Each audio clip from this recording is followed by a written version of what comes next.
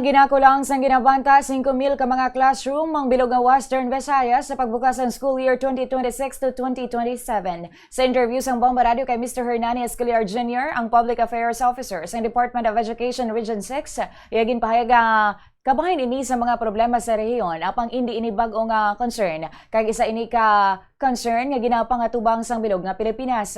Sa atong Oktubre 2024 pa lamang nagmuno na ang anay Regional Director sang Western Visayas nga nagakinahanglan na sang 14,000 kadugang classrooms sang rehiyon agud masarangan ang nagadamo nga numero sa mga estudyante diri sa Western Visayas. Bangod madamo sa mga classroom ginakabig nga hindi naluwas gamiton kag ginarekomendar na nga pang gubon o kun hindi na anay paggamiton. Bisan pa may kakulangan sa mga classroom, ginapasalig sang Education Department nga hindi mangin balabag sa pagtuon sa mga kabataan. Gintumbod nga mga ginahimo sa mga school head sa bugos nga rehiyon amo ang paggamit sang local resources kaaga manage sa mga espasyo nga pwede pa magamit sa mga eskwelahan. Halimbawa, sini, amo ang wala ginagamit nga mga hulot o kung mga conference room, mga open spaces, kag iban pa nga lugar sa eskwelahan nga pwede pa nga pasudlan anay sa mga estudyante samtang nga kulang pa ang classrooms.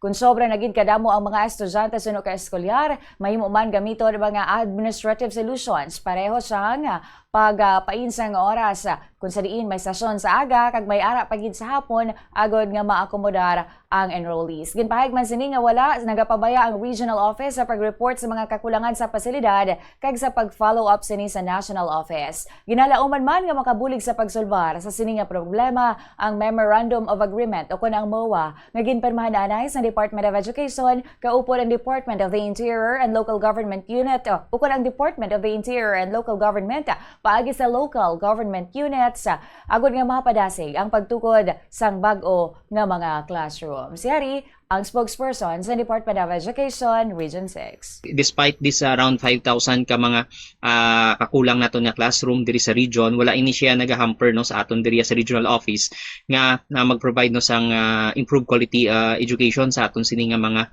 kabataan. So kita ya sa regional level, all we can do is to indicate this in our master plan and at the same time gina-report naton ya sa central office. Sa level naman ya sa aton nga mga school heads no, they are doing everything naman ya to make sure that despite nga may kakulang sang classroom kita bumbuayan no, hindi ini siya makaapekto sa paghatag naton sang education sa aton sini nga mga kabataan. That's why our school heads no can utilize open spaces, empty nga mga rooms, they can utilize no mga areas na kung din pwede magamit siya no as areas na kung din makatuon na kabataan naton. Ginaobra ina siya sa aton sini nga mga school heads.